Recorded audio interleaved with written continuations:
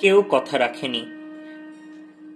৩৩ বছর কাটল, কেউ কথা রাখেনি। ছেলেবেলায় এক বোষ্টমিতার আগমনী গান হঠাৎ থামিয়ে বলেছিল, শুক্লা দ্বাদশীর দিন অন্তরাটুকু শুনিয়ে যাবে।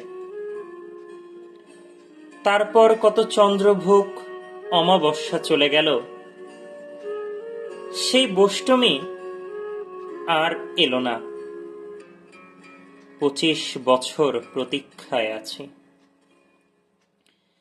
মামাবাড়ির মাঝি নাদের আলী বলেছিল, বড় হও দাদা ঠাকুর, তোমাকে আমি ৩ প্রহরের বিল দেখাতে নিয়ে যাব। সেখানে পদ্ম ফুলের মাথায় সাপ আর ভ্রমর খেলা করে। নাদের আলী, আমি আর কত বড় হব? আমার মাথা ঘরের ছাদ ফুঁড়ে আকাশ স্পর্শ করলে তারপর তুমি আমায় ৩ প্রহরের বিল দেখাবে?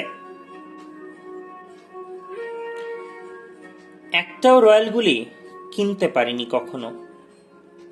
লাঠি লজেন্স দেখিয়ে দেখিয়ে চুষেছে লস্কর বাড়ির ছেলেরা। ভিখারির মতন চৌধুরীদের গেটে দাঁড়িয়ে দেখেছি ভেতরে রাস উৎসব। অবিরল রঙের ধারার মধ্যে সুবর্ণ কঙ্কন পরা ফর্সা রমণীরা কত রকম আমোদে হেসেছে। আমার দিকে তারা ফিরেও চায়নি। বাবা আমার কাজ ছুঁয়ে বলেছিলেন, দেখিস একদিন আমরাও। বাবা এখন অন্ধ। আমাদের দেখা হয়নি কিছুই। সেই রয়্যালগুলি, সেই লাঠি লজেন্স, সেই রাস উৎসব আমায় কেউ ফিরিয়ে দেবে না।